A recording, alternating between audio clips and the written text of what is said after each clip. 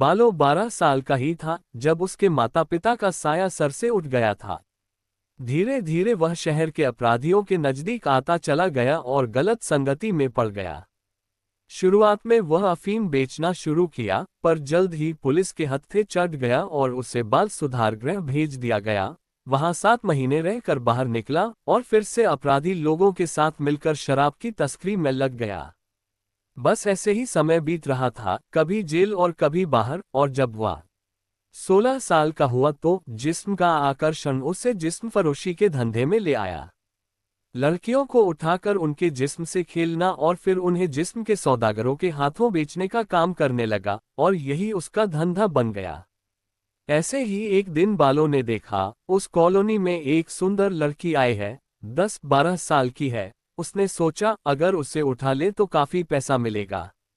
उसके दोनों दोस्त मोनू और पिंटू बोला, अगर ऐसी बात है तो उस पर नजर रखते हैं और मौका मिलते ही उसे उठा लेंगे, और तीनों मिल बांटकर उस पर नजर रखने लगते हैं। बालो उर्फ बलविंदर उस लड़की पर नजर रखना शुरू करता है, कब घर से निकलती है, कहाँ जाती है, और इसी नजर रखने के चक्कर में उसे वह लड़की अच्छी लगने लगती है। उस लड़की की नजर भी कई बार बालों से मिली और दोनों के होठों पर मुस्कान आ जाती थी। शायद कुछ था दोनों के बीच में, दूर से ही एक हल्का फुल्का प्यारा सा नजरों का रिश्ता।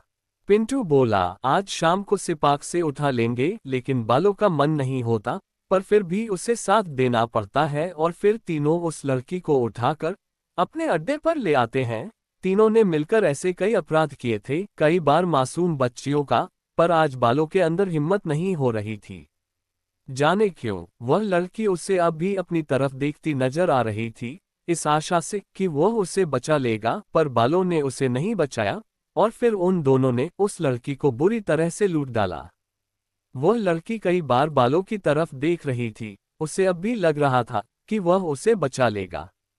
मोनू बोला, जा बालो, अब तू भी ऐश कर ले, फिर इसे बेचने ले चलेंगे। बालो मना कर देता है, उसका दिल रो रहा था। पिंटू बोला, ये तो बड़ा शरीफ बन रहा है, चल फिर लड़की को ले चलो। वह लड़की तो उठाते हैं, पर लड़की मर चुकी थी। बालों को तो जैसे प्राण सूख गए थे, वह ना चाहते हुए भी इस दरिंदगी में शामिल हो गया था, और वहां से तेजी से निकलकर पागलों की तरह भागता हुआ पुलिस स्टेशन पहुंच जाता है, और वहां चीख चीख कर सबको इस हैवानियत के बारे में बता देता है। सब पुलिस वाले उसकी बात सुनकर दंग रह जाते हैं और इंस्पेक्टर उसे सरकारी गवाह बना लेता है। बालो उन्हें शहर के अलग अलग ठिकानों के बारे में बताता चला गया और उन लोगों की पहचान भी करा देता है। इस प्रकार से सभी अपराधी पकड़े जाते हैं। फिर शहर से जिस्म फरोशी के उस धंधे का नामो निशान मिटा दिया जाता है और बालो को भी बाल सुधार गृह भेज दिया जाता है और उसे 2 साल की सजा होती है। जेल में ही उसने मोटर मैकेनिक का कोर्स कर लिया, और जब वह जेल से बाहर आया तब 18 साल का था। सरकार ने उसे अच्छा जीवन जीने में मदद की, उसे बैंक से लोन दिलाकर बाइक सर्विस सेंटर खुलवाया। बालो अब बलविंदर बन चुका था और सारे गलत धंधे छोड़कर समाज के बीच में समाज सेवा का काम भी करने लगा। और वह ये काम छोटी बच्चियों के लिए ही कर रहा था, क्योंकि उसके मन में आत्मग्लानि थी कि एक छोटी बच्ची का अपहरण करके उन्होंने उसका मर्डर कर दिया था। और इसी बात का प्रायश्चित करने के लिए उसने बलविंदर संस्था का निर्माण किया, जो इस महानगर में गुम हुई बच्चियों को उनके माँ बाप तक पहुंचाती थी, ताकि ऐसी बच्चियां बुरे लोगों के हाथ में ना लगे और गलत धंधों में ना धकेल दी जाए। और पिछले 4 साल से उसने सैकड़ों बच्चों को उनके माँ बाप से मिलवाया था। अभी इस समय भी ये सभी 6 लड़कियां जो बलविंदर के पास थी, वो इस महानगर में अपने परिवार से बिछड़ गई थी। बलविंदर जो एक छोटी सी संस्था चलाता है, उसने ये लड़कियां अपने यहाँ अपनी देखरेख में रखी थी। जिन लड़कियों के माँ बाप मिल जाते थे उन्हें वापस कर दिया जाता था, और जिनके नहीं मिल पाते थे वे बलविंदर के पास ही रह गई थी। ये सब लड़कियां ऐसी ही थी, सब लड़कियों की उम्र 8 से 12 साल के बीच में ही थी। बलविंदर अपने 4 कमरों के उस घर में ही यह छोटी सी संस्था चला रहा था, और लोग उसके इस प्रयास की काफी सराहना कर रहे थे। एक दिन बलविंदर घर में घुसते हुए बोला, माय माय, आज बच्चों के लिए खाने में खीर बनाना। माय घर में लड़कियों की देखरेख करने के लिए रखी एक 40 साल की औरत थी, जिसका नाम कमला था, पर सब घर में उसे प्यार से माई ही कहते थे। माई से बात करने के बाद बलविंदर अपने दोस्त विजय को फोन मिलाता है। यार कल 20,000 रुपए की जरूरत है, प्लीज अरेंजमेंट कर देना। विजय बोला, यार 20,000 मुश्किल है, आजकल काम धंधा कमजोर चल रहा है। और फिर ताना मारते हुए बोला, तूने भी क्या मुसीबत मोल ले रखी है यार, बेवजह इतनी लड़कियों को सर पर बैठा रखा है। अरे यार जिंदगी के मजे लेता, अपनी शादी करता, अपने बच्चे को पालता और देखरेख करता। आज तुझे बेवजह उधार पैसे मांगने पड़ रहे हैं, वरना तुझे पैसों की क्या कमी है। अच्छा भला तेरा गैराज चलता है। बलविंदर उसकी बात सुनकर बोला, देख मैंने तुझसे पैसे मांगे हैं, नसीहत नहीं, और मुझे तुम्हारी ये फालतू की बात बिल्कुल पसंद नहीं है। विजय बोला, हाँ हाँ ठीक है, पर इतने नहीं हो पाएंगे। अच्छा 10,000 तो कर ही देना, मैं कल आऊंगा तेरे पास। ठीक है, आ जाना, और फोन रख देता है। बलविंदर अपने आप में गुस्सा दिखाता है, बात तो ऐसे करते हैं जैसे इन्होंने मुझसे कभी उधार मांगे ही ना हो। आज मैंने मांग लिए तो नसीहत देने लग गए, जिसे देखो घूम फिरकर इन मासूम बच्चों पर आ जाते हैं। कमला माई ने आज खीर बनाई, सब लड़कियों को खीर परोस दी थी, सब लड़कियां खुशी से चहक रही थी। बलविंदर दूर बैठा उन्हें देख रहा था, और उनकी खुशी देखकर जाने क्यों अपने मन में संतोष की एक छाया महसूस कर रहा था। कुछ था उसके दिल में जिसके कारण उन बच्चियों के चेहरे में खुशी देखकर उसकी आंखों में भी खुशी के आंसू आ जाते थे। लड़कियां भी उसे भाई मानती थी, और अच्छी चीज बनने पर सभी बहनें भाई को अपने हाथों से खिलाने के लिए आपाधापी करती। अंजलि उठकर बलविंदर के पास जाती है, भैया आज मेरे हाथ से खीर खाओ, और अपने हाथ से बलविंदर को खीर खिलाती है। फिर क्या था, सभी लड़कियां उठकर बलविंदर के पास पहुंच जाती हैं, और वह, अरे बस बस, मैं सबके हाथ से खाऊंगा, और जल्दी जल्दी उन सबके हाथ से खाने लगता है, ये सोचकर कोई नाराज ना हो जाए कि मेरे हाथ से देर से खाए। बलविंदर बोला, अब मैं भी तुम सबको अपने हाथ से खिलाऊंगा। और फिर बलविंदर जाने किस भाव से भाव विभोर होकर उन्हें अपने हाथ से खिलाता है, और उसका हृदय जाने किस पश्चाताप से निकलने की कोशिश करता है। बलविंदर अगले दिन जल्दी ही तैयार होकर अपने बाइक सर्विस सेंटर की तरफ निकल जाता है, और सड़क के एक नुक्कड़ पर चाय की दुकान पर बैठा शख्स उसे देख लेता है। बलविंदर बलविंदर ओ बलविंदर इधर। वह शख्स ऊंची आवाज में उसे चिल्लाकर पुकारता है। बलविंदर उसकी आवाज सुन लेता है और उसे उसका ऐसे चिल्लाना अच्छा नहीं लगता। वह अपनी बाइक उसके पास रोक लेता है। रितेश चौधरी, ऐसे चिल्लाकर मुझे बुलाने का क्या मतलब है तुम्हारा? और अपने तीखे तेवर दिखाता है। रितेश बोला, अरे यार इधर तो आ, चल एक कप चाय पी मेरे साथ। बलविंदर बोला, मैं तुम्हारे साथ चाय पीने नहीं, तुम्हें ये बताने आया हूँ, आज के बाद मुझे कभी ऐसे पुकारने की जरूरत नहीं। मेरा तुम जैसे लोगों के साथ कोई वास्ता नहीं रहा है अब, समझे? रितेश मुस्कुराते हुए, हमारे जैसों के साथ कोई वास्ता नहीं? अबे साले, कुछ साल पहले तक तो तू हमारे इस धंधे में एक्सपर्ट था, तुझे तो सिर्फ पैसा चाहिए था, और आज बुरे हो गए हैं हम। बलविंदर बोला, पहले और अब में बहुत अंतर आ चुका है, मैंने अपनी जिंदगी का रास्ता बदल लिया है। आज 4 साल से मैं तुम्हारे इन धंधों से बहुत दूर हूँ, समझा मेरी बात? रितेश चौधरी उसे तिरछी नजरों से घूरते हुए मन में बोला, बहुत जल्दी है जाने की, पर फिक्र मत कर, चाय तो तुझे मेरे साथ यहाँ बैठकर पीनी ही पड़ेगी, और जाने कौन सा इशारा अपनी बातों से करता है। बलविंदर रितेश चौधरी की आंखों में देखता है, और रितेश चौधरी मुस्कुरा उठता है, और फिर बलविंदर अपने रास्ते निकल जाता है। रितेश लड़कियों का दलाल है और छोटा मोटा नशे का काम भी करने वाला है। रितेश चौधरी बोला, कब तक भागेगा हमारी जिंदगी से? तुझे तो मैं वापस घसीट कर लाऊंगा, और अपने रास्ते निकल पड़ता है। अर्जुन अपने दोस्त विजय से 10,000 रुपए लिए और बोला, दुकान पर काम बहुत है, मुझे जल्दी जाना है। अरे यार रुको भी, तुमसे एक काम था। बलविंदर, हाँ बोल जल्दी, क्या काम है? विजय अपनी बातों में चापलूसी और मिठास डालता है, और धीरे से बोलता है, यार कोई आइटम का बंदोबस्त हो जाएगा। तेरी भाभी आजकल मायके गई हुई है, सोच रहा हूँ थोड़ा टाइम पास कर लूँ, तेरी तो बहुत जान पहचान है ना, तो मेरा ये जुगाड़ कर दे। बलविंदर बोला, देखो विजय, मैंने ये सब काम धंधे बंद कर दिए हैं, ये बात तुम भी अच्छी तरह से जानते हो। 4 साल हो गए हैं बुरे धंधों से दूर हुए, इसलिए मुझे तो माफी करो, और तुम्हारे लिए एक नसीहत, ऐसे कामों से तुम भी दूर ही रहो विजय। अरे यार छोड़ उपदेश देना, तू ये बता काम हो पाएगा या नहीं। बलविंदर बाइक स्टार्ट करते हुए, दोबारा मुझसे इस बारे में कभी बात भी मत करना, वरना मुझसे बुरा कोई नहीं होगा, और निकल जाता है। विजय बोला, साला घटिया इंसान, बड़ा शरीफ बना फिरता है, अपने घर में तो आधा दर्जन लड़कियां रखी हुई हैं, और अपना गुस्सा गालियां देकर निकालता है। बलविंदर का दिल आज काफी दुखी हो उठा था। पहले सुबह रितेश चौधरी और अब यह विजय, दोनों ने उसे उसकी वह जिंदगी याद दिलाने की कोशिश कर डाली थी जिससे वह निकल आया था। बलविंदर घर आ जाता है। माए, कहाँ हो? आ रही हूँ, रुको। हाँ, बोलो अब। बलविंदर, ये लो आपके पैसे, महीने भर के राशन के लिए, और उसे 10,000 रुपये पकड़ा देता है। बलविंदर बोला, अच्छा माए, इतने में घर का सब सामान हो जाएगा है ना, खाने पीने का? कमला, हाँ। बलविंदर, अच्छा, मैं गैराज में जा रहा हूँ, बच्चे स्कूल से आ जाएं तो ध्यान रखना। और बलविंदर जाने को होता है तो कमला माए बोलती है, रुको बलविंदर, मुझे कुछ बताना है। उसकी आवाज थोड़ी सी घबराई हुई थी। बलविंदर बोल, हाँ बोलो माए, क्या कहना है? और उसके चेहरे को ध्यान से देखता है।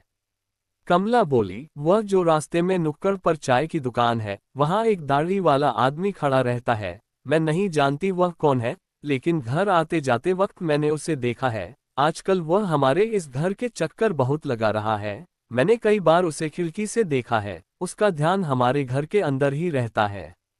बलविंदर, कमला माई की बात सुनकर और दाढ़ी वाले आदमी की बात जानकर आज सुबह मिले रितेश चौधरी की तस्वीर उसकी आंखों के सामने आ जाती है।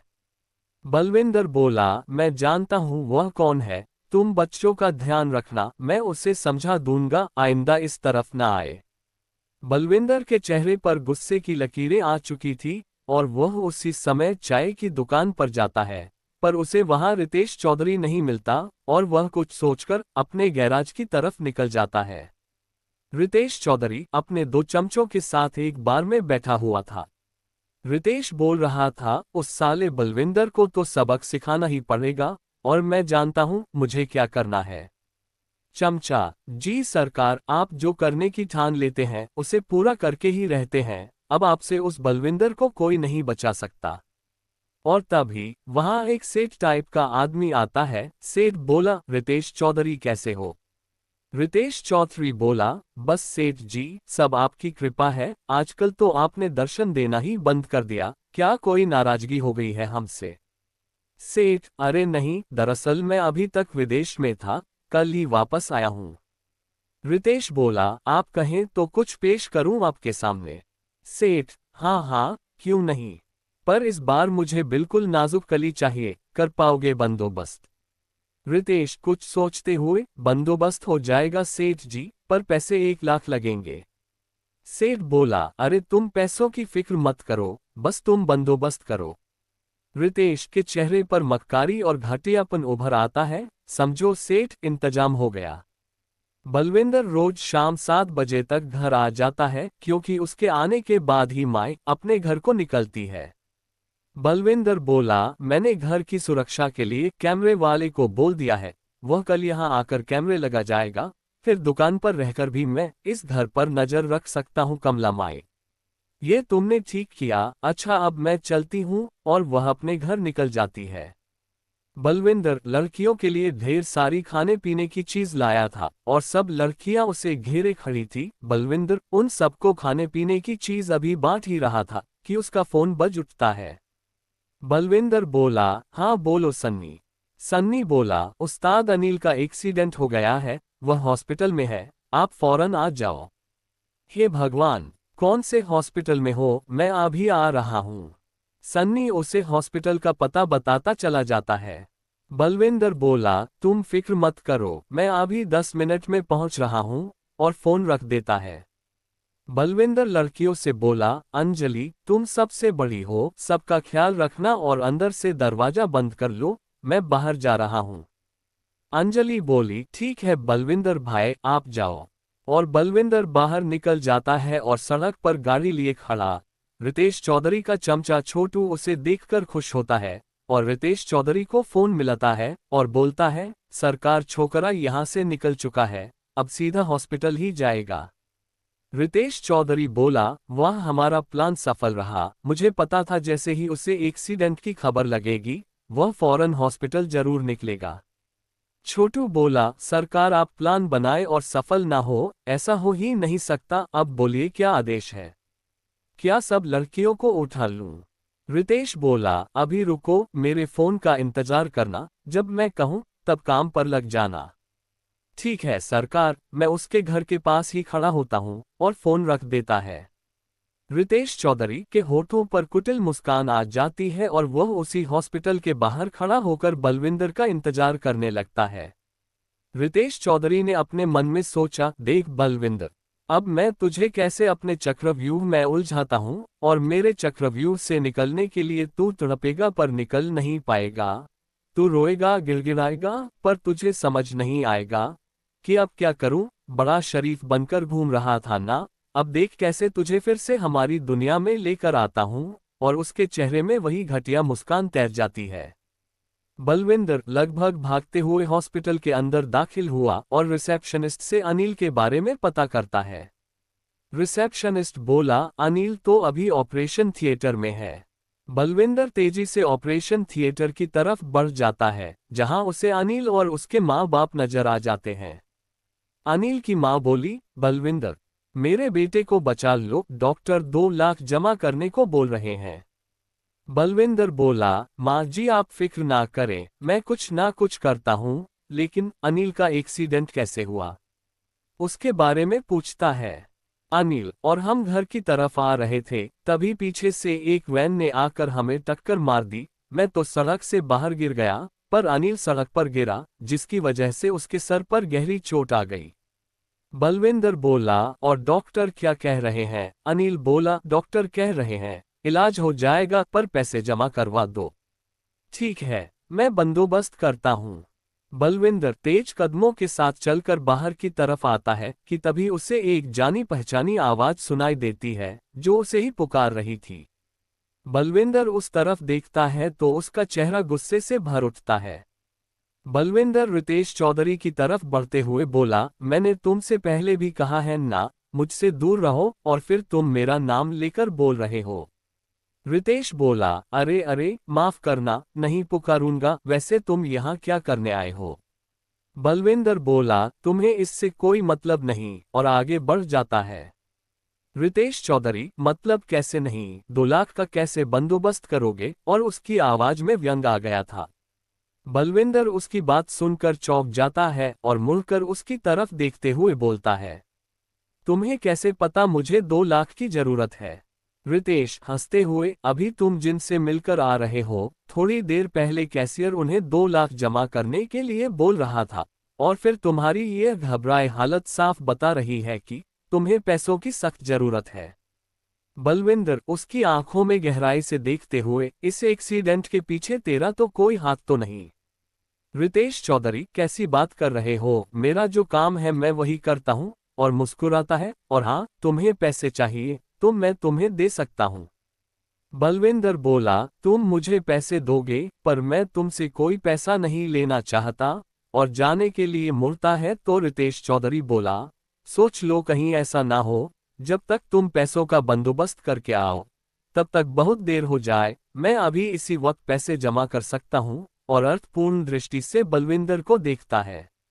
बलविंदर एक पल ठहर जाता है और मुड़कर फिर उसके पास आ जाता है।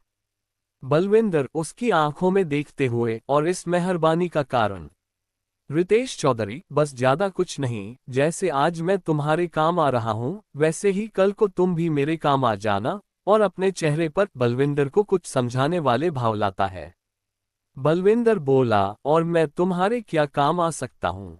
और उससे गौर से देखता है। रितेश बोला, ये भी तुम्हें समझाना पड़ेगा, जो धंधा तुम पहले करते थे, फिर से उसी धंधे पर आ जाओ, बस और कुछ नहीं। बलविंदर बोला, बड़ी मुश्किल से तो उस घटिया जिंदगी से बाहर निकला हूँ, अब तो मैं किसी भी सूरत में फिर से उस दलदल में नहीं जाना चाहूंगा। रितेश बोला, चलो ठीक है, तुम मुस्तदल में नहीं आना चाहते, मत आओ, पर सिर्फ एक बार मेरा एक काम कर दो, तुम्हें पूरे 2 लाख मिल जाएंगे। बलविंदर उसे गौर से देखते हुए बोला, बोलो क्या काम है।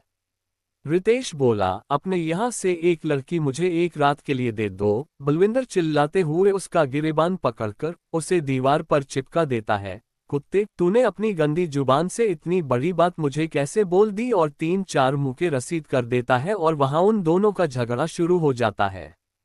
वहां होते हल्ले को देखकर सिक्योरिटी गार्ड उन दोनों को अलग कर देता है।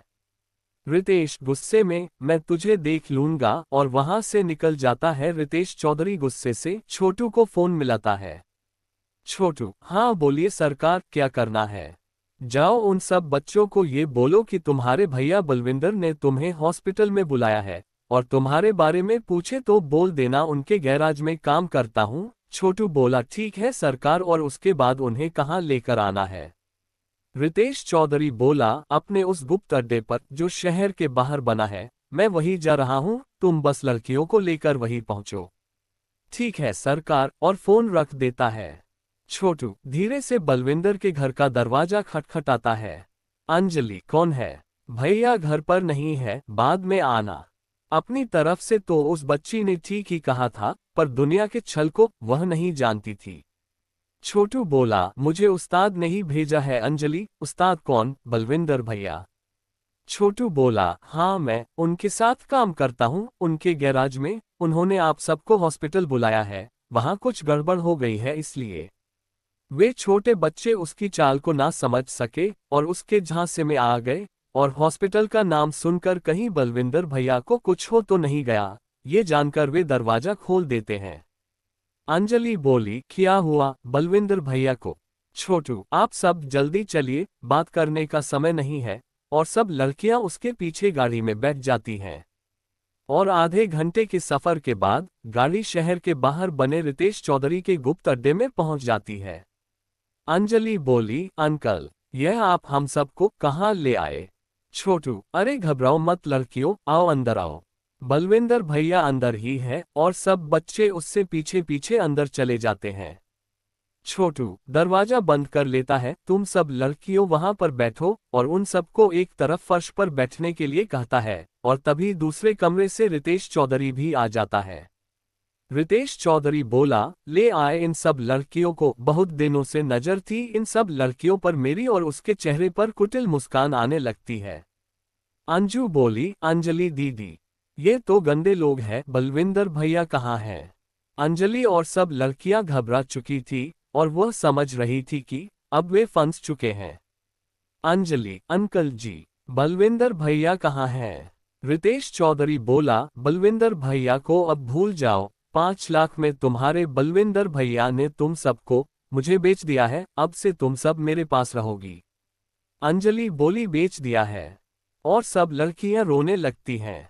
रितेश चौधरी बोला, हाँ बेच दिया है, उसका तो काम ही है तुम्हारी जैसी लड़कियों को बेचना। तुमने देखा नहीं, तुम्हारे यहाँ लड़कियां आती रहती हैं और जाती रहती हैं। अंजलि बोली, पर वह तो अपने माँ बाप के पास चली जाती हैं। रितेश चौधरी बोला जोर से हंसते हुए, ये बात भी तुम्हें बलविंदर ने ही बताई होगी। अरे बेवकूफ लड़कियों, वह लड़कियां अपने माँ बाप के पास नहीं जाती थी, बलविंदर उन्हें मेरे पास बेच जाता था। वह बलविंदर के प्रति उन लड़कियों के मन में जहर भर रहा था, और लड़कियों का बल मन शायद इस बात को स्वीकार कर रहा था। अंजलि उनकी बात सुनकर चुप हो जाती है, शायद वह कुछ और पूछना चाहती थी, पर ऐसा नहीं करती है। रितेश बोला, इन सब को उस कमरे में बंद कर दो। छोटू बोला, अभी लो सरकार, और उन सब को एक कमरे में बंद करके वापस आ जाता है। छोटू बोला, सरकार, इनमें से कौन सी लड़की को उस सेठ के पास भेजोगे? रितेश चौधरी कुटिलता से बोला, थोड़े समय तो रुको, पहले उस बलविंदर को सबक तो सिखा लेने दो। ओह हो, तो सरकार का अभी दिल नहीं भरा है? मुझे तो लगा था लड़कियों को उठाकर आप उसे भूल जाएंगे। रितेश चौधरी बोला, अरे नहीं, अभी तो उससे तड़पाना है। अच्छा, अब तुम एक काम करो, बोलिए सरकार, क्या करना है?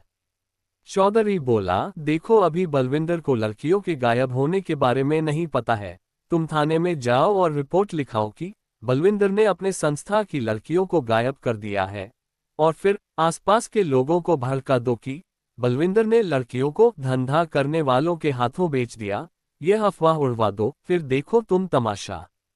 पब्लिक और पुलिस उसे कैसे रगड़ती है। वाह, सरकार मान गई आपको, आपके प्लान से तो कोई बच नहीं सकता और अपना सिर झुकाता है। रितेश बोला, अच्छा ठीक है, अब फौरन काम पर लग जाओ।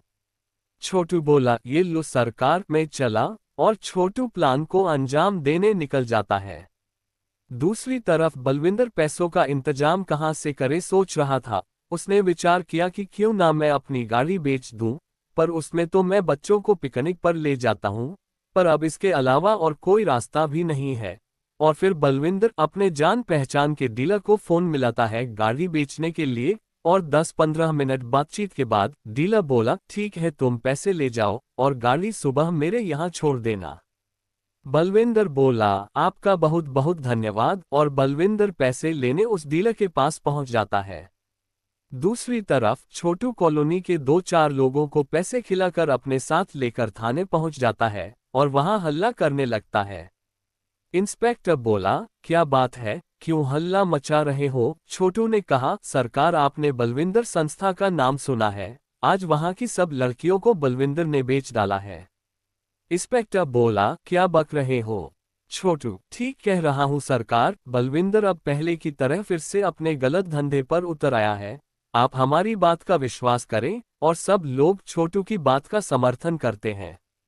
हवलदार, पर सर, वह तो बहुत ही शरीफ और अच्छा लड़का है। हाँ, शुरू में गलत आचरण में पड़ गया था, पर 4-5 साल से तो वह गुम हुई लड़कियों को उनके माँ बाप से मिलाने का काम कर रहा है, और जिन लड़कियों के माँ बाप नहीं मिलता है उसे वह अपने ही पास रखता है। इंस्पेक्टर बोला, ये खबर शहर में आग की तरह फैले, उससे पहले ही बलविंदर को यहाँ बुला लो और पूछताछ करो, आखिर इन आरोपों में सच्चाई कितनी है। हवलदार बोला, ठीक है सर, मैं उससे फोन करता हूँ, और हवलदार रजिस्टर से बलविंदर संस्था का नंबर निकालकर बलविंदर को फोन कर देता है। हवलदार बोला, बलविंदर बोल रहे हो? बलविंदर, जी हाँ। हवलदार बोला, शहर के थाने में चले आओ, तुम्हारे खिलाफ कंप्लेंट लिखवाई गई है। बलविंदर ने कहा, शिकायत?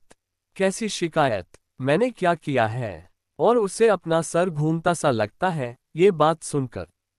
हवलदार बोला, पहले तुम यहाँ आओ, यही बात होगी, पर अभी मैं सिटी हॉस्पिटल में जा रहा हूँ, मेरे साथ काम करने वाले लड़के का एक्सीडेंट हो गया है, इसी सिलसिले में। हवलदार, देखो तुम सीधा यही चले आओ, तुम्हारे लिए यही अच्छा रहेगा, और उसे थोड़ा गुस्से से बोलता है। ठीक है, मैं आ रहा हूँ, और फोन रख देता है। छोटू बोला, हवलदार साहब, आपने फोन तो कर दिया है, कहीं वो भाग ना जाए, फिर आप हाथ मलते रह जाएंगे, जहां भी है वही गिरफ्तार कीजिए। इंस्पेक्टर बोला, अगर वह भागा तो उसका आरोप साबित हो जाएगा, इसलिए तुम शांति से वही खड़े रहो, और जिस तरह से उसने फोन उठाया है और आने के लिए कहा है, मुझे तो तुम्हारी बात पर भी शक हो रहा है, इसलिए चुपचाप उसके आने का इंतजार करो। बलविंदर गहरी सोच में पड़ जाता है कि आखिर यह चक्कर क्या है, क्योंकि उसे नहीं मालूम की था कि उसकी लड़कियों को रितेश चौधरी उठा ले गया है, और अब उसी के खिलाफ शिकायत दर्ज कराई जा रही है। बलविंदर हॉस्पिटल जाकर पैसे जमा करा देता है, और फिर सन्नी को कुछ हिदायत देकर थाने की तरफ निकल जाता है। और 10 मिनट बाद वह थाने में था। इंस्पेक्टर उसे देखते ही, आए बलविंदर जी, आप ही का इंतजार था। छोटू उसे देखकर भड़क उठता है और लोगों को भी भड़काता है। इंस्पेक्टर और हवलदार सबको शांत करते हैं। इंस्पेक्टर, अच्छा बलविंदर, तुम्हारी संस्था में इस वक्त कितनी लड़कियां हैं? बलविंदर बोला, जी सर, 6 लड़कियां हैं, और अभी वह लड़कियां कहाँ हैं? बलविंदर, जी मेरे घर पर। छोटू और लोग चिल्ला पड़ते हैं, नहीं ये झूठ बोल रहा है, इसने लड़कियों को बेच दिया है, वहां कोई नहीं है। बलविंदर को उनकी बात सुनकर एक तेज झटका लगता है, क्या बकते हो, यह सब बच्चे मेरे घर पर हैं, मैं उन्हें घर छोड़कर हॉस्पिटल गया था।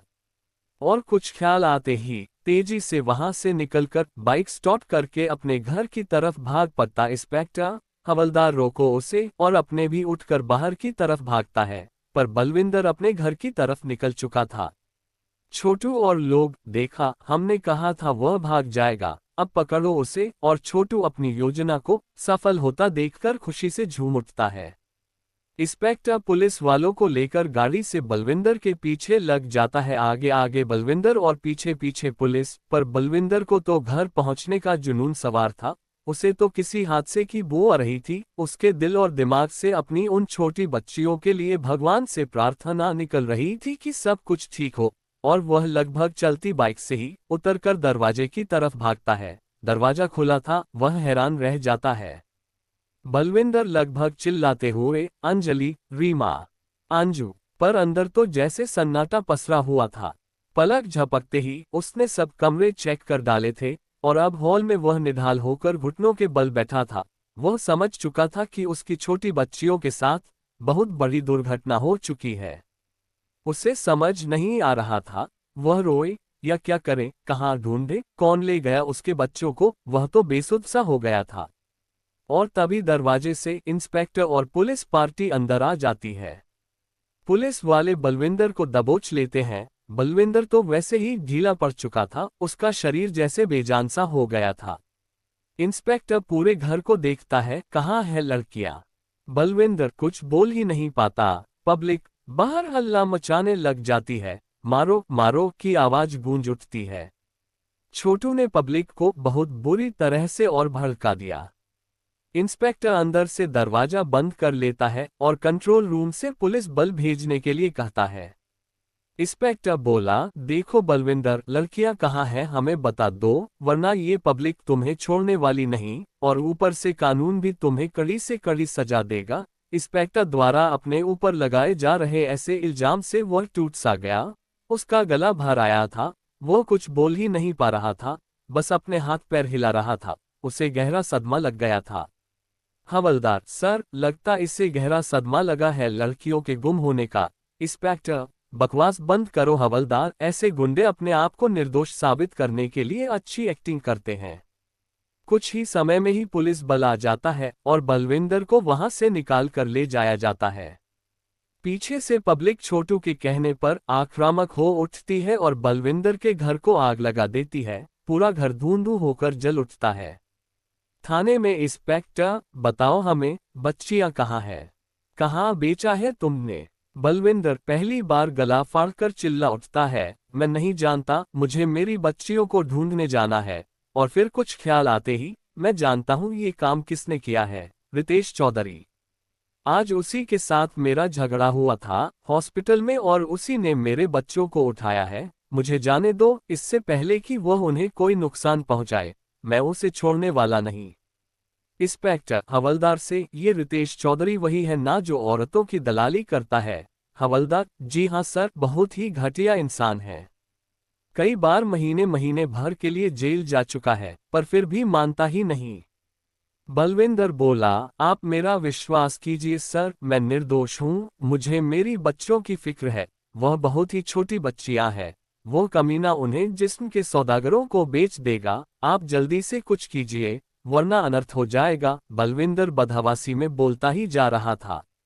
इंस्पेक्टर, अच्छा अच्छा, ठीक है, उसे भी मैं थाने बुलाता हूँ। हवलदार, 4 पुलिस टीम भेजो और उसे पकड़ कर थाने लाओ। और हाँ, शहर में जितने भी ऐसे दलाल हैं, सबको उठा लो। मुझे सबसे इंक्वायरी करनी है, क्योंकि यह खबर बहुत बड़ी होने वाली है। अगर समय पर केस नहीं सुलझाया तो शहर में बड़ा हंगामा हो सकता है। हवलदार, जी सर। इंस्पेक्टर के निर्देशानुसार रात भर पुलिस की टीम जिस्म के दलालों को गिरफ्तार करने में जुटी रहती है। सुबह के वक्त इंस्पेक्टर पूछा, रितेश चौधरी का क्या हुआ, वह मिला या नहीं? हवलदार बोला, सर, अभी तक उसका कोई अता पता नहीं है। बलविंदर बोला, सर मुझे जाने दीजिए, मैं भी उसे ढूंढने जाना चाहता हूँ, शायद मैं उस तक पहुँच जाऊँ। इंस्पेक्टर, चुपचाप बैठा रह, आज तुझे कोर्ट में पेश करके तेरा रिमांड लूंगा, फिर देख तू सब कुछ उगल देगा कि तूने लड़कियों को कहाँ बेचा है। बलविंदर बोला, इंस्पेक्टर, आप मुझ पर भरोसा क्यों नहीं कर रहे? और गिड़गिड़ा उठता है। इंस्पेक्टर बोला, इसकी पुरानी फाइल निकालो और मुझे दिखाओ, मैं फिर से पढ़ना चाहता हूँ। और हवलदार बलविंदर की 8 साल पुरानी फाइल निकाल कर देता है। इसमें उसके अपराध का काला चिट्ठा होता है। इंस्पेक्टर उसकी फाइल खोलकर पढ़ना शुरू करता है। तब बलविंदर बोलता है, इंस्पेक्टर उस फाइल को मत पढ़िए, मैं आपको खुद अपनी हिस्ट्री बताता हूँ। इंस्पेक्टर उसकी तरफ नजर उठाकर देखता है। ये बात तूने सही कही, चल अपने मुंह से ही बता अपनी कहानी। बलविंदर अपने पिछले घटनाक्रम में डूब जाता है और इंस्पेक्टर को बताने लगता है। तब इंस्पेक्टर जान जाता है कि किस प्रकार उसने सरकारी गवाह बनकर उसने प्रशासन को मदद किया था और सरकार ने उसकी जिंदगी संवार दी थी। उसका बातों को सुनकर इंस्पेक्टर भावनाओं में बह जाता है और कहता है, चल मेरे साथ, अगर तुझे रितेश चौधरी पर शक है तो उसे ही पकड़ते हैं, लेकिन तुझे मैं अकेला नहीं जाने दे सकता क्योंकि पब्लिक तुझे नुकसान पहुंचा सकती है, शायद मार भी दे। बलविंदर बोला, ठीक है इंस्पेक्टर साहब, चलिए मेरे साथ, मैं उसे कहीं से भी ढूंढ निकाल लूंगा। अगले दिन सुबह ही ये खबर पूरे शहर में आग की तरह फैल चुकी थी। जनता गुस्से में भरी हुई थी। कई और संगठन भी पुलिस के खिलाफ नारेबाजी करने उतर चुके थे और बलविंदर संस्था को बंद करने के लिए आंदोलन करने लगे थे। समाज दो भागों में बंट गया था। एक वह जो बलविंदर के पक्ष में थे और यह मानने को तैयार नहीं थे कि बलविंदर ऐसा कर सकता है। दूसरा जो बलविंदर के पिछले जीवन को देखकर फैसला कर रहा था और उसे गंदे दलदल का कीड़ा मान रहा था। और अभी इंस्पेक्टर बलविंदर को लेकर रितेश चौधरी की तलाश में निकलता, उसके पहले ही इंफॉर्मेशन आ जाती है कि ये केस अब स्पेशल टास्क फोर्स के हवाले कर दिया गया है। इंस्पेक्टर बोला, बलविंदर, अब मैं तुम्हें यहां से बाहर नहीं ले जा सकता, जो काम करेगी स्पेशल फोर्स करेगी। ये केस अब एसटीएफ के हैंडओवर हो चुका है। बलविंदर जाने कितने गहरे दर्द से घुट रहा है और लोहे की सलाखों पर अपना सर दे मारता है। सर से खून बहता है और वह जमीन पर आ गिरता है। इंस्पेक्टर और पुलिस वाले हड़बड़ा जाते हैं, कहीं लॉकअप में यह मर ना जाए। इंस्पेक्टर बोला, यह क्या किया इसने, इसे कुछ हो गया तो लेने के देने पड़ जाएंगे, जल्दी से एम्बुलेंस बुलाओ। और फिर हड़बड़ाहट में बलविंदर को उठाकर हॉस्पिटल ले जाया जाता है। दूसरी तरफ रितेश चौधरी गला फाड़कर हंस रहा है टीवी में आते समाचार को सुनकर। समाचार वालों ने बलविंदर को जाने क्या क्या बना दिया था, उसे फिर से एक अपराधी की तरह पेश कर दिया था। अंजलि, रीमा, अंजू और बच्ची भी टीवी की आती आवाज सुनकर बलविंदर को ही दोषी मानने लग गए थे। आखिर बच्चे ही तो थे, अच्छे बुरे की पहचान इतनी जल्दी नहीं कर सकते थे। रितेश चौधरी, देखा तुमने कितना जबरदस्त प्रतिशोध लिया है मैंने छोटू। मान गए सरकार आपको, पर पुलिस आपको भी ढूंढ रही है, अब आप कैसे बचोगे। रितेश चौधरी, पुलिस मुझ तक कभी नहीं पहुंच सकती समझा। मेरे इस अड्डे के बारे में तो तेरे सिवा हवा को भी नहीं मालूम। रितेश चौधरी बोला, करना क्या है, वही जो हमारा काम है। इन सब लड़कियों के तो मुझे मोटे पैसे मिलने वाले हैं, तू देखता जा छोटू। पर इन्हें यहाँ से बाहर कैसे निकालेंगे। बाहर तो जगह जगह पुलिस का कड़ा पहरा है और इन्हीं लड़कियों की खोजबीन की जा रही है। रितेश चौधरी कुछ सोचते हुए, तो फिर अपने स्पेशल ग्राहकों को यहीं बुला लेते हैं और लड़कियों को बेचकर सब पैसा लेकर इस राज्य से ही बाहर निकल जाएंगे। और फिर रितेश चौधरी सेठ को फोन मिलाता है। सेठ, हाँ बोलो, इंतजाम हुआ कि नहीं। रितेश चौधरी बोला, हो गया सेठ साहब, आपकी फरमाइश हम पूरी ना करें क्या ऐसा हो सकता है। सेठ जी, एक बात और है। सेठ, हाँ बोलो क्या बात है। रितेश चौधरी बोला, मैं अपने गुप्त अड्डे पर लड़कियों की बोली लगाने वाला हूँ और आपके साथ साथ और भी कई सेठ आएंगे, इसलिए सूटकेस जरा भर कर लाना। सेठ, अच्छा तो ये बात है, ठीक है फिर। और फिर रितेश चौधरी कई जगह फोन मिलाता है और सबको अपने यहाँ आने का इनविटेशन दे देता है। छोटू बोला, सरकार लगता है आज हमारी तिजोरी फुल हो जाएगी। रितेश चौधरी बोला, हाँ ये तो है, और उसके चेहरे पर घटिया मुस्कान आ जाती है। रितेश चौधरी, जा लड़कियों को थोड़ा अच्छी तरह से तैयार कर दे ताकि देखने में बढ़िया दिखे। छोटू, ठीक है सरकार, अभी तैयार कर देता हूँ। दूसरी तरफ बलविंदर को हॉस्पिटल में एडमिट कर दिया जाता है। बलविंदर अब धीरे धीरे होश में आ रहा था। होश में आते ही उसे पिछले रात की सारी घटना एकदम से याद आ जाती है और उसका पूरा शरीर कांप उठता है। अपनी उन छोटी बच्चियों के लिए उसका दिल तड़प उठता है और वह वहां से भागने का फैसला कर लेता है। बलविंदर के हाथ में हथकड़ी थी जो बेड के पाइप के साथ बांध दी गई थी। बलविंदर सोचा, अब इसे कैसे निकलूं, पर मुझे यहां से निकलना है, कुछ भी करना पड़े तो मैं करूंगा। और आंखों में क्रोध उतर आता है। वो पूरी ताकत लगाकर उस पाइप को तोड़ने की कोशिश करता है और उसकी कोशिश सफल हो जाती है। उस पाइप की वेल्डिंग टूट जाती है और वह हथकड़ी बाहर निकाल लेता है। अभी वह वहां से निकलने की सोच ही रहा था कि दरवाजे से अंदर कंपाउंडर आ जाता है। बलविंदर उसे दबोच लेता है और उसे बेहोश कर बिस्तर पर लेटा देता है और चादर ओढ़ा देता है और उसके कपड़े पहनकर हथकड़ी को ढककर बाहर निकल जाता है। बलविंदर बोला, रितेश चौधरी, तू कहीं भी छुपा हो, तुझे तेरे हर बिल से बाहर निकाल लूंगा, और अगर मेरी बच्चियों को तूने उठाया है तो तूने ये जिंदगी की सबसे बड़ी भूल कर दी है। बलविंदर की आंखें और चेहरा क्रोध के कारण अब लाल हो चुका था। बलविंदर वहां से सीधा कमला माई के घर जाता है। कमला माई उसे देखकर हैरान रह जाती है। ये सब क्या हो गया बलविंदर, तुम्हारा पूरा घर जला दिया गया है, और उन बच्चों को कौन उठा ले गया? मुझे तो उसी दाढ़ी वाले इंसान पर शक है बलविंदर। मुझे भी उसी का ये काम लगता है, मैं उससे छोड़ने वाला नहीं। और फिर बलविंदर अपने हाथ की हथकड़ी आरी से काटकर अलग कर देता है। बलविंदर वहां से सन्नी को फोन करके बाइक मंगवा लेता है और फिर वहां से कपड़े बदलकर अपने चेहरे को छुपाने की व्यवस्था करके रितेश चौधरी की तलाश में निकल जाता है। दूसरी तरफ रितेश चौधरी के उस अड्डे पर कई सेठ बैठे हुए थे और उन छोटी लड़कियों के खरीदार भी। रितेश चौधरी बोला, छोटू लड़कियों को ले आओ, अब ज्यादा देर हमारे मेहमानों को तड़पाना ठीक नहीं। छोटू अभी लाया सरकार। रितेश चौधरी उन छोटी लड़कियों की तारीफ करते हुए, आप सबके लिए एक से बढ़कर एक बढ़िया लड़कियां ढूंढ कर लाया हूं, इसलिए पैसे भी बोली से ही तय होंगे, जो ज्यादा बोली बोलेगा माल उसी का हो जाएगा। छोटू अंदर से सब 8 से 12 साल की लड़कियों को लाकर लाइन से खड़ा कर देता है और उन लड़कियों को देखकर वहां बैठे सब लोगों की आंखों में हवस आ जाती है। वे जिस्म के भूखे भेड़िए उन्हें नोच खाने के लिए मचल उठते हैं। रितेश चौधरी उनके चेहरे और आंखों को देखकर खुश होता है और समझ जाता है इस बार उसे ढेर पैसा मिलने वाला है। रितेश चौधरी अंजू को आगे खड़ी कर देता है, हाँ तो मेरे मालिक लोगों, इसकी बोली 1 लाख से शुरू होती है। हॉस्पिटल से बलविंदर के भाग जाने से अफरा तफरी का माहौल बन चुका था। हर तरफ उसकी खोज जोर शोर से शुरू कर दी गई थी, पर ना तो पुलिस वाले बलविंदर को ढूंढ पा रहे थे और ना ही उन लड़कियों को। दूसरी तरफ 7 की 7 लड़कियां बिक चुकी थी और उन हवस से भरे इंसानों के द्वारा बिस्तर पर अरौंदी जा रही थी, और यह सिलसिला कितने घंटे तक चला कोई पता नहीं।